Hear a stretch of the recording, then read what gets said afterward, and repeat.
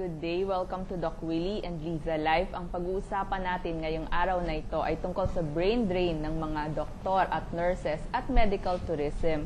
Kung kayo po ay may katanungan tungkol sa health problems ng bansa, mag-text lamang po sa 0916-732-8618 o kaya naman ay tumawag sa mga numerong naka-flash sa inyong TV screen. Willie? Issues, kulang ang doktor, mahal ang gamot, at tignan natin kung anong mapag-uusapan natin. Ang ating mga guests ay mababait at magagaling. Sa katabi ni Dr. Philip Cruz, ang Vice President ng Philippine Medical Association at incoming President ng Philippine Medical Association. Ito yung grupo ng mga doctors sa Philippines. Isa rin siyang family medicine practitioner. Please welcome our very good friend, Dr. Jose Asa Sabili. Sir, thank you for coming to our show. My pleasure. Yes. Sa katabi ko naman, ang professor ko sa UP College of Public Health. She is a director sa National Institute of Health at head siya ng Institute of Health Policy and Developmental Studies sa NIH. She works with DOH and many other stakeholders.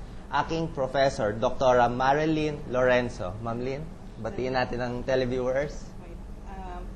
Ako ay masaya na nandito ngayon kasama ninyo at sana ay makatulong magpaliwanag na ibang mga issue. My honor to be here, Willie and Liza. Thank you. Ating regular co-host, galing Boracay. Medical tourism. Medical tourism, Dr. Philip Cruz. Thank you very much, Doc Willie and Liza, at magandang hapon sa inyong lahat. Kakaiba't natataon itong palabas natin ngayong araw na to kasi hindi lang pangkalusugan ng pasyente pag-uusapan natin, kundi pangkalusugan ng profesyon at ng bansa natin. Kaya maganda makapanood kayo dito, hindi lang para sa mga doktor, kundi para sa inyo lahat ito. Okay. So, Dr. Sabili, tanong ko lang po, saan po kayo nag-training? Actually, pagkatapos ko ng medisina at ako yung nag-intern sa Fort Bonifacio Medical Center, nag-practice na agad ako eh.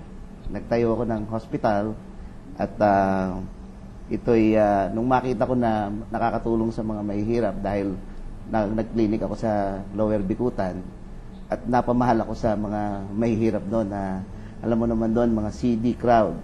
Kaya na-feel ko na talagang ako'y dapat dito sa Pilipinas, mag-practice ako. Kaya talagang hindi na ako nagtuloy-tuloy ng pagtitraining.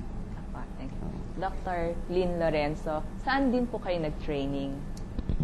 Ako ay graduate ng UP College of Nursing.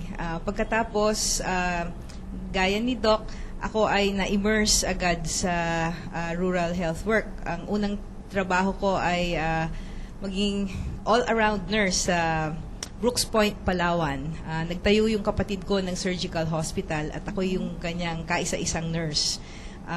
Pagkatapos nun, nag-train ako sa Berkeley for postgraduate studies.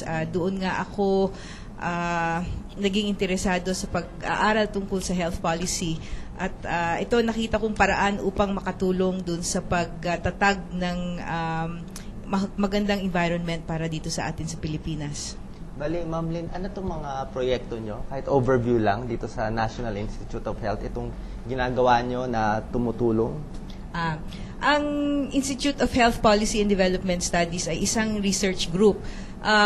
Nag-identify kami ng mga issues na nagiging importante dito sa ating health system development. Marami na kaming nagawang pagsusuri at research sa health worker migration. Tungkol sa brain drain. Tungkol sa brain drain. Gumawa rin kami ng demand and supply studies on 5 propesyon, mga doktor, nurse, pharmacists, dentists, at PTOT. Pagkatapos, gumawa rin kami ng mga pagsusuri ng tobacco control at kami ay gumagawa ng mga polisiya na pwedeng i-recommend sa Kongreso tungkol sa pagpapalit o pagbubuti ng mga policies. Kasama nito yung aming ginagawa ngayon sa medical tourism. Bali, kompleto pala to, Ma'am Lynn. Lahat ang parang hinahawakan nyo about brain drain, about anti-smoking, about halos lahat ng mga importante. Kung ano yung napapanahon na dapat nating pag-ukulan ng pansin. yung mga tinatawag ng cutting-edge issues. Yes. Dapat yun yung gusto naming mabigyan ng evidence. So, Dr. Sabili, sa Philippine Medical Association naman po, ano po yung mga proyekto ninyo? Actually, sa ngayon kasi ang issue natin yung pag-alis ng mga doktor, nagna-nurse sila para makapagtrabaho sa abroad, lalo na sa Amerika, Saudi Arabia, sa United Kingdom, at marami pang ibang bansa. Ang amin hinihikayat namin sila na mag-stay dito sa atin, pero ang aming talagang inire-request sa ating pamahalaan, kaya nakikipag-usap kami. Nakikipag-usap kami sa DILG, sa Union of Local Government, sa League of Governors, at aming inire-request na implement yung Magna Carta of Health Workers. Bali, sir, ito yung Magna Carta for health workers. Oo, nakapaloob dito yung pagbibigay ng tamang working condition, tamang salary sa mga government physicians. Dahil nag-aalisan ng mga doctors. Nag-aalisan. Ano ba latest data natin, sir, on brain drain? Dito para sa ating mga televiewers, nanonood po dyan. Actually, ang ating ang kabuuan kasi ng mga gamot sa atin sa Pilipinas, sa record sa PRC is more than 100,000. 100,000 doctors yeah. in the Philippines. Hindi natin alam. Oo. Pero wala kasing talagang data na talagang masasabi nating tumatama. Pero ang ating sa statistika natin, ang ating doktor na nasa ibang bansa, particularly sa Amerika, ay mga nasa more than 17,000. 17,000 17,000 sa Amerika pa lang. At sa ating mga data na nakukuha, meron tayong mga doctors na nag-aaral ng nursing sa ngayon, mga around 3,000.